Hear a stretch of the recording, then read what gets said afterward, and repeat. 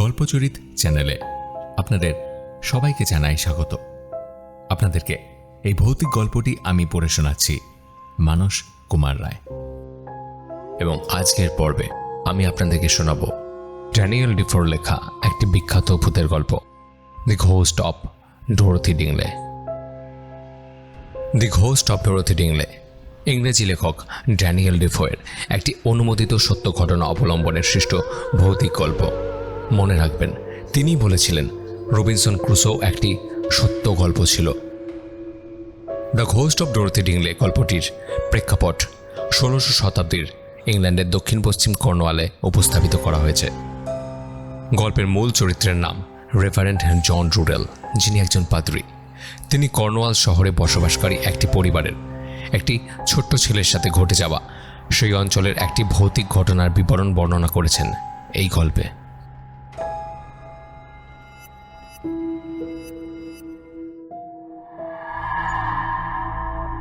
সময়টা 1665 খ্রিস্টাব্দ।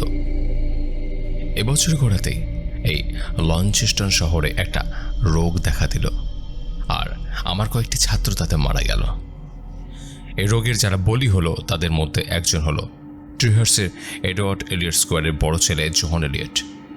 ছেলেটির বয়স 16, কিন্তু অসাধারণ ক্ষমতা ও বুদ্ধির অধিকারী ছিল।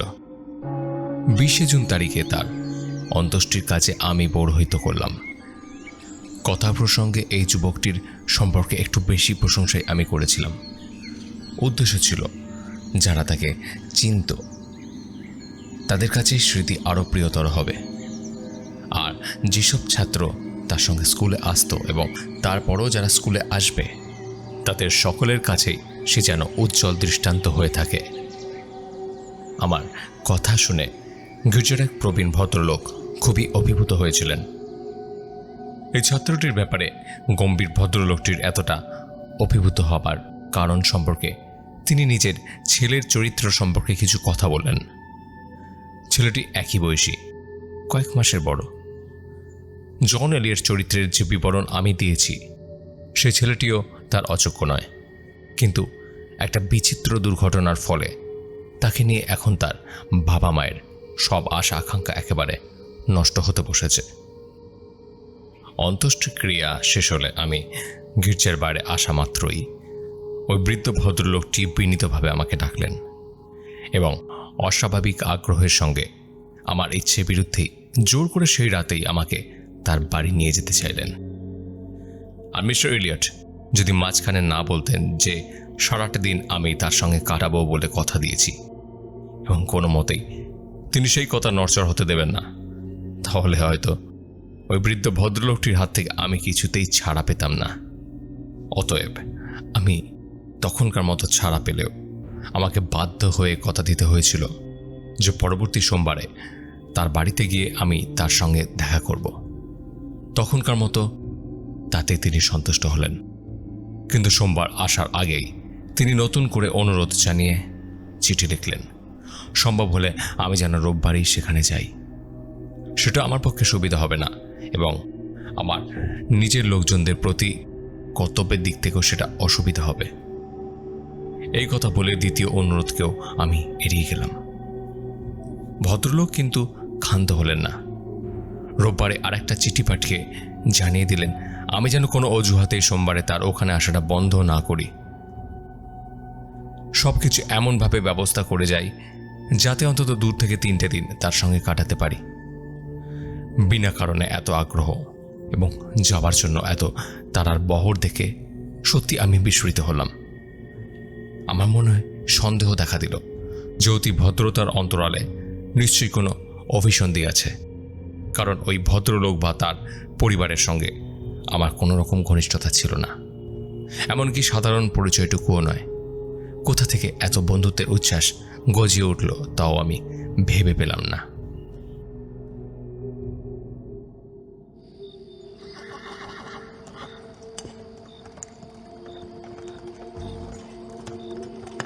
কথা মতো সোমবার আমি সেখানে গেলাম এবং আমন্ত্রণ যেরকম উচ্ছ্বাসপূর্ণ ছিল, অভ্যর্থনা পেলাম সেরকম প্রচুর ও পরিপূর্ণ। সেখানে একজন প্রতিবেশী পাদ্রীর সঙ্গে দেখাও হলো। তিনি হঠাৎই এসে পড়ার ভান করলেও পরবর্তী ঘটনা থেকে আমার অন্যরূপ ধারণাই হলো। ডিনারের পরে ভদ্রলোকটি আমাকে বাগান দেখাতে নিয়ে গেলেন। বাগানে বেড়াতে বেড়াতেই তিনি আমার কাছে পুরো ব্যাপারটির প্রথম রহস্য উদ্ঘাটন করলেন। এবার তিনি তার আর পরিবারের দুর্ভাগ্যের বিবরণ দেওয়া শুরু করলেন। তারপর তার ছোট ছেলের প্রসঙ্গও তুললেন। ওকে নিয়ে সকলের কত আশা আকাঙ্ক্ষাই না ছিল। ছেলেটি বড় ফুর্তিবাজ ছিল, কিন্তু ইদানিং কেমন যেন মনমারা আর ভুলোভালা হয়ে পড়েছে। তখন থেকেই কেমন যেন ঘ্যান ঘ্যান আর কান্নাকাটি করে। বুদ্ধি ও যুক্তিশক্তিও সে হারিয়ে ফেলেছে, কারণ সে নিজেই বারবার বলেছে তাকেই নাকি ভূতে পেয়েছে। সে জোর দিয়েই বলে যে একটা বিশেষ পথ দিয়ে যতবার সে স্কুলে যায় ততবারই এখান থেকে আধ মাইল দূরের একটা বিশেষ মাঠে তার সঙ্গে একটা ভূতের দেখা হয়। অনেকক্ষণ ধরে সব কথা পুঙ্খানুপুঙ্খভাবে শোনাবার পর অবশেষে তারা তিনজনই এ ব্যাপারে আমার মন্তব্য ও পরামর্শ চাইলেন। তাদের বক্তব্য সম্পর্কে হঠাৎই কোনো রকম মন্তব্য করা আমার পক্ষে সম্ভব হলো না। শুধু এইটুকু বললাম যে ছেলেটি তাদেরকে যা বলেছে তা অদ্ভুত হলেও অবিশ্বাস্য নয়, আর এই বিষয়ে এক্ষুনি আমি কিছু ভাবতে বা বলতে পারছি না। কিন্তু ছেলেটি যদি আমার সঙ্গে মন খুলে কথা বলে এবং আমার পরামর্শ শোনে, তাহলে পরদিন তাদের আমার মতামত জানাতে পারবো বলে মনে করি। এই কথাগুলি বলার সঙ্গে সঙ্গেই আমি বুঝতে পারলাম এই দম্পতিটি আমার জন্য যে ফাঁদটি পেতে রেখেছিল আমি তার মধ্যে পা দিয়ে ফেলেছি। বৃদ্ধাটি তখনই ছেলেকে ডেকে নিয়ে এসে আমার হাতে তুলে দিলেন। তিনজনের কথাতেই একটি মূল সুর। তারা আমাকে বোঝাতে চাইলেন হয় ছেলেটি আলস্যপরায়ণ এবং যে কোনো ছুতোয় স্কুলেই যেতে চায় না, অথবা হয়তো কোনো মেয়ের প্রেমে পড়েছে কিন্তু সেটা স্বীকার করতে লজ্জা পাচ্ছে, অথবা বাবাকে চাপ দিয়ে কিছু টাকা ও নতুন জামাকাপড় হাতাবার তালে আছে যাতে লন্ডনে তার যে দাদা থাকে তার কাছে পাড়ি জমাতে পারে। তারা আমাকে বিশেষভাবে তাই অনুরোধ করলেন আমি যেন আসল ব্যাপারটা খুঁজে বার করতে চেষ্টা করি এবং সেই অনুযায়ী ছেলেটিকে এইসব করা থেকে নিবৃত্ত করি, সৎ পরামর্শ দিই বা তিরস্কার করি। মোট কথা যেভাবেই হোক তার মাথা থেকে এই ভূত প্রেতের চিন্তাটা যেন তাড়িয়ে দিই একেবারে।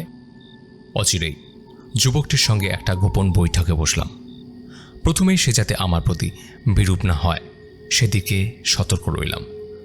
মিষ্টি মিষ্টি কথা বলে তাকে জয় করতে আর তার মনের মধ্যে ঢুকতে চেষ্টা করলাম, কারণ আমার সন্দেহ ছিল সে হয়তো আমাকে বিশ্বাস করবে না বা মুখই খুলবে না।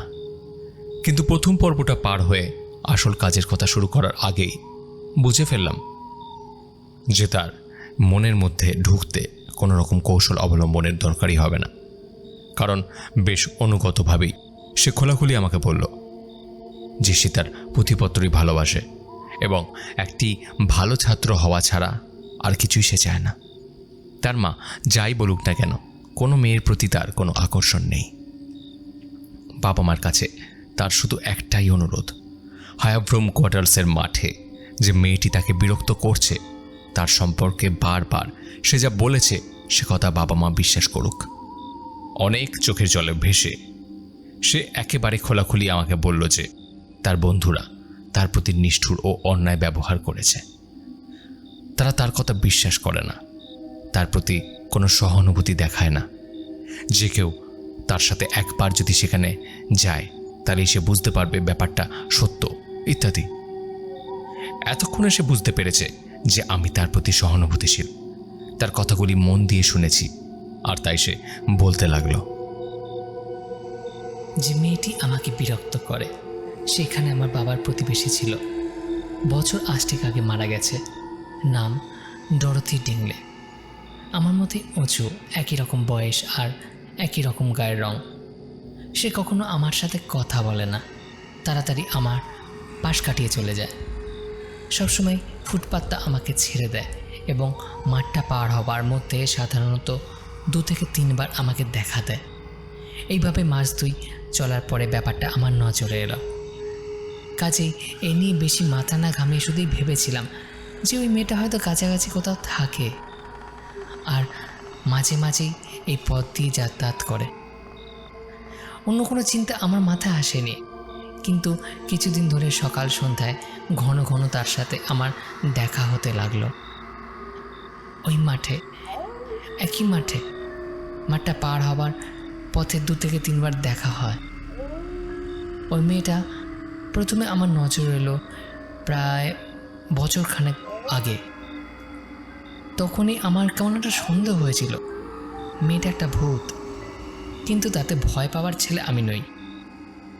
বেশ কিছুদিন ব্যাপারটা আমি মনে মনে চেপে রাখলাম, অনেক ভাবলাম, অনেক সময় তার সাথে কথা বলার চেষ্টা করলাম, কিন্তু মেয়েটির দিক থেকে কোনো জবাব পাইনি।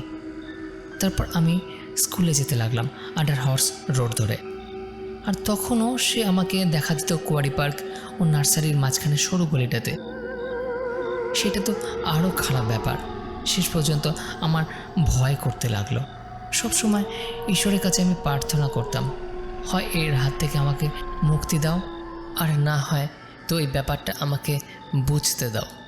রাত দিন মূর্তিটা আমার মনের মধ্যে ছুটে বেড়ায়। ধর্মগ্রন্থের ওই জায়গাটা আমি বারবার আবৃত্তি করি। পকেট থেকে একখানা ছোট বাইবেল সে বের করলো। যোব চ্যাপ্টার 7 ভার্স 14। স্বপ্নে তুমি আমাকে ভয় দেখাও আর অপছায়া দেখিয়ে সন্ত্রস্ত করো। আর ডিউটেরনমি চ্যাপ্টার 28 ভার্স 67। সকালে তুমি বলবে, ঈশ্বরের ইচ্ছায় এখন যদি সন্ধে হতো, আর সন্ধ্যায় তুমি বলবে, ঈশ্বরের ইচ্ছায় এখন যদি সকাল হতো। কারণ মনের ভয় থেকেই তোমার ভয়ের জন্ম, আর চোখের দৃষ্টির জন্যই তুমি সব কিছু দেখতে পাও। ধর্মগ্রন্থের সংশ্লিষ্ট অংশগুলিকে তার অবস্থান অনুযায়ী প্রয়োগ করার ব্যাপারে ছেলেটির সূক্ষ্ম বুদ্ধির পরিচয় পেয়ে আমি খুব খুশি হলাম। তাকে আরও সব কথা বলতে বললাম। সে বলতে লাগলো। ধীরে ধীরে আমি এত মনমরা হয়ে পড়লাম যে সেটা বাড়ির সকলেরই চোখে পড়ল। তারপর নানা প্রশ্নের জবাবে আমার ভাই উইলিয়ামকে ব্যাপারটা বললাম। সে গোপনে বাবা মাকেও সব কথা জানালো, আর তারাও কিছুদিন পর্যন্ত কথাটা নিজেদের মধ্যে চেপে রাখলো। এই জানাজানি হয়ে যাওয়ার ফলে একটাই ফল হলো যে তারা কখনো আমাকে দেখে হাসে, কখনো বকাবকি করে, কিন্তু সব সময় স্কুলে যাওয়ার জন্য হুকুম করে এবং এইসব আবোল তাবোল ধারণা মাথা থেকে বার করে দিতে বলে। ফলে আমি প্রায় রোজই স্কুলে যেতে লাগলাম, আর সব সময় পথে সেই ডরোথি ডিংলের সঙ্গে আমার দেখা হয়ে যেত। বাগানে বসে এই কথা এবং একই রকমের আরও অনেক কথাই হলো প্রায় 2 ঘন্টা ধরে। অবশেষে আমি প্রস্তাব দিলাম, কোনো রকম গোপন না করেই পরের দিন সকাল 6টা নাগাদ আমি তাকে সঙ্গে নিয়ে হেঁটে সেই জায়গায় যাব। কথাটা আমি তাকে বলতেই ছেলেটি আনন্দে লাফিয়ে উঠল, বলল, সত্যি সত্যিই যাবেন স্যার? ঈশ্বরকে ধন্যবাদ। এখন মনে হচ্ছে সত্যি আমি স্বস্তি পাব। এই স্থির করে আমরা বাড়ির ভেতরে গেলাম। ভদ্রলোক ও তার স্ত্রী ঘটনাটা জানবার জন্য খুবই অধৈর্য হয়ে পড়েছিলেন, তাই তারা আমাদের সঙ্গে দেখা করতে হলঘরে বেরিয়ে এলেন। ছেলেকে বেশ খুশি খুশি দেখে বৃদ্ধ লোকটি গদগদ হয়ে বললেন, আসুন মিস্টার রুডল, ওর সঙ্গে নিশ্চয়ই কথা হয়েছে, এবার আশা করি ওর সুবুদ্ধি হবে। ছেলেটি বড় অলস, কিন্তু ছেলেটা এমনিতে ভালো, কিন্তু খুব অলস।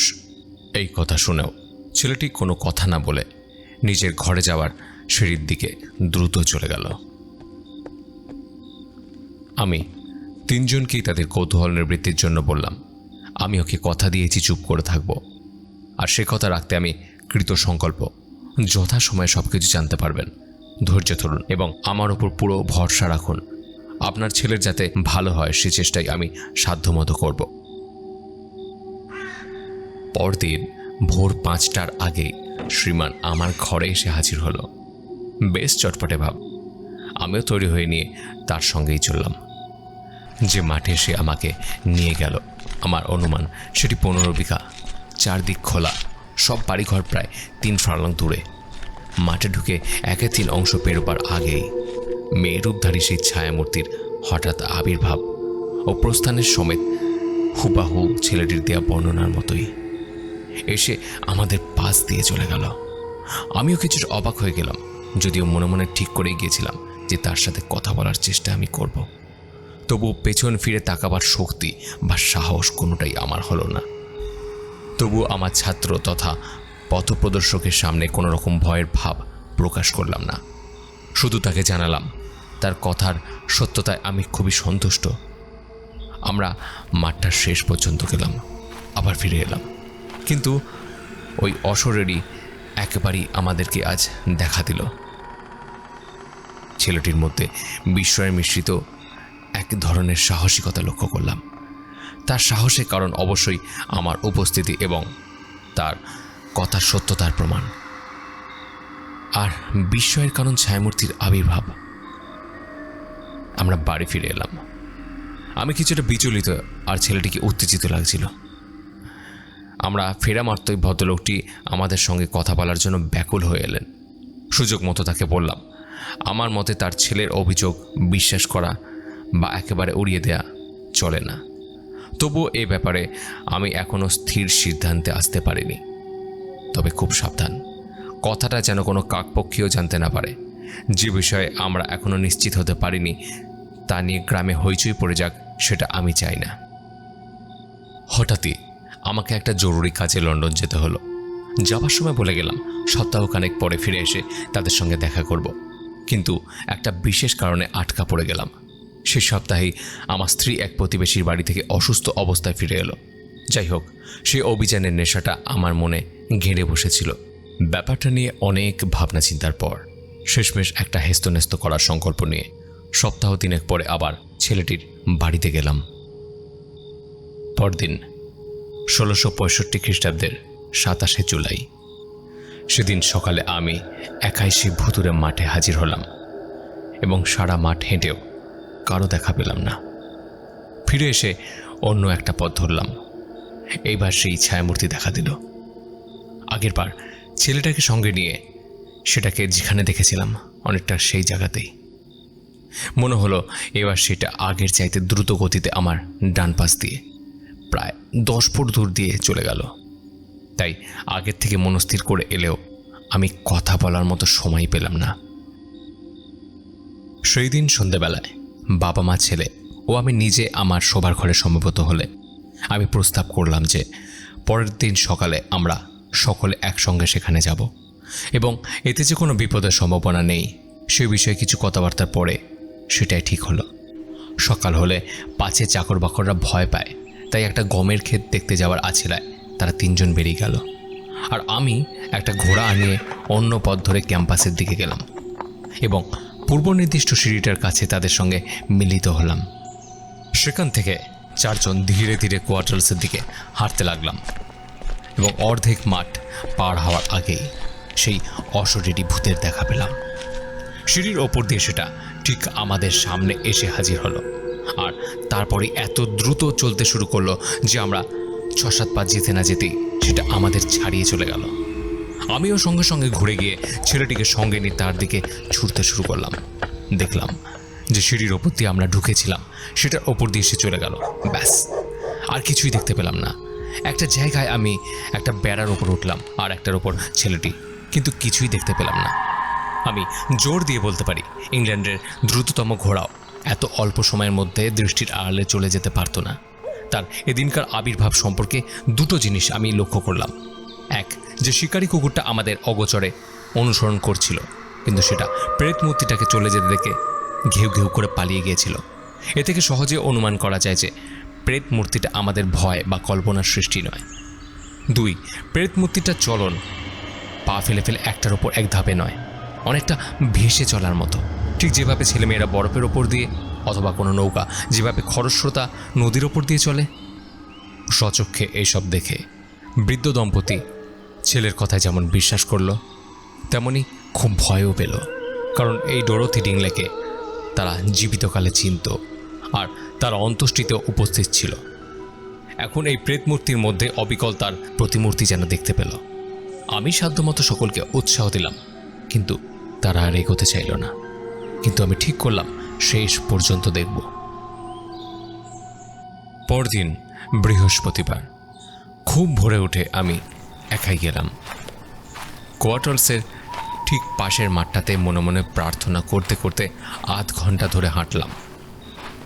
ঠিক ভোর 5টার পরেই আমি সিঁড়ি বেয়ে সেই ভুতুরে মাঠে পা ফেললাম। আর 20-30 পা যেতে না যেতেই পরের সিঁড়িতে ভূতটা দেখা দিল। এইসব ক্ষেত্রে যেরকম করতে হয় সেইভাবে কয়েকটি বাক্য উচ্চারণ করে তাকে ডাকলাম, আর সেটাও ধীরে ধীরে এগোতে থাকলো। এবং আমি যখন কাছে গেলাম তখন সেটা আর নড়ল না। আবার কথা বললাম, সে জবাব দিল, কিন্তু তার কথা স্পষ্ট শোনা গেল না, বোঝাও গেল না। আমি কিন্তু মোটেই ভয় পেলাম না, কথা চালিয়ে গেলাম। আর শেষ পর্যন্ত সেও কথা বলল। আমি খুশি হলাম। কিন্তু তখন সব কাজটা শেষ করা গেল না। সেই দিন সন্ধ্যায় সূর্য অস্ত যাওয়ার ঘণ্টাখানেক পরে সেই একই জায়গায় প্রেতমূর্তিটা আবার আমার সঙ্গে দেখা করলো। আর দুপক্ষেরই কিছু কথাবার্তার পরে সেটা ধীরে ধীরে অদৃশ্য হয়ে গেল। সেই থেকে আর কোনোদিনও সে দেখা দেয়নি বা কোনো মানুষের ক্ষতি করেনি। সেই প্রেত মূর্তির সাথে আমার সকালবেলাকার আলোচনাটা প্রায় 1 ঘন্টা ধরে চলেছিল। এ ব্যাপারে এখানে যা কিছু লেখা হলো সে সবই সত্য। তবে এই ধরনের অসাধারণ ঘটনাকে বিশ্বাস করানো যে কতখানি কঠিন তা আমি ভালো করেই জানি।